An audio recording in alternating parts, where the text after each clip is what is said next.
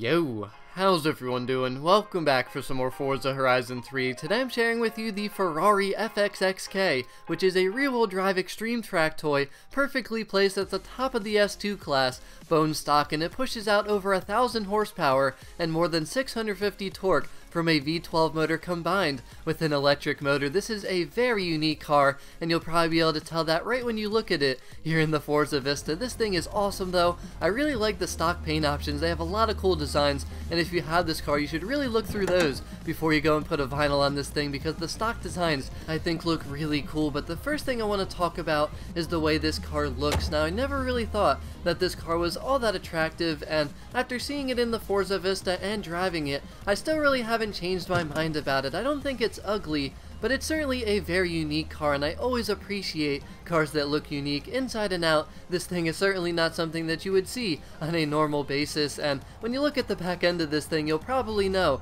exactly what I'm talking about. But in terms of sounds, this thing, it sounds loud, and it screams very loud, but it sounds like it's always making the same noise, and it kind of got boring, and I got tired of it very quickly, which kind of surprised me, because at first I really liked it, but then I was driving it and I was just like, man, I just feel like this thing is always making the same noise. So for me, not the most attractive sounding either, but I'm sure a lot of people like it just because of how loud it screams. But let's talk about performance, because that is the most important thing here, especially in Forza Horizon 3. But I have to mention the motor setup. Look at that setup. Looks absolutely beautiful, and without that mid to rear placement, there is no way that this car would be able to handle the rear wheel drive. But let's talk about the performance, because this car is in an odd spot. It's at the top of the S2 class, it's an extreme track toy, so it's rear wheel drive.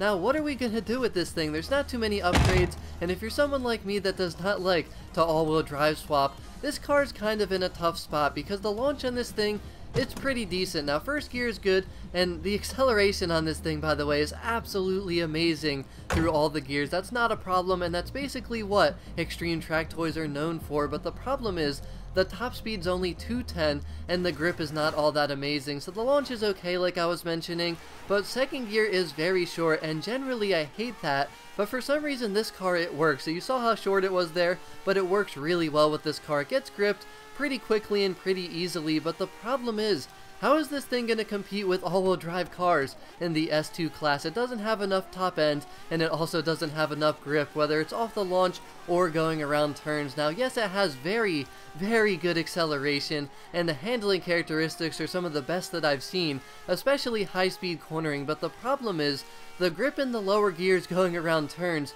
is not the greatest, and when the grip is compromised, obviously the handling is as well. So we got really good acceleration, really good handling, but not the greatest top speed, and also not the best grip, considering that it's rear-wheel drive. The grip is actually decent for being rear-wheel drive, but for the cars that it's going to go up against, it's not quite good enough. You really need to have a lot of throttle control. You're not going to jump anyone on the launch that has a good grip rear-wheel drive car, or all-wheel drive. Definitely not going to happen. So you really need that throttle control to even maintain this car's stability and to keep it moving in a straight line. So that makes it very weak, but the one redeeming attribute is the braking is very good, but I still don't think that that's enough to make this car very competitive for the S2 class. So this car is worth 2.7 million credits in Forza Horizon 3, so it's kind of tricky, because I want to say that it's worth it, but it's very hard to say that. I honestly don't think that it is, because there's too many cars that will beat this thing in the S2 class, especially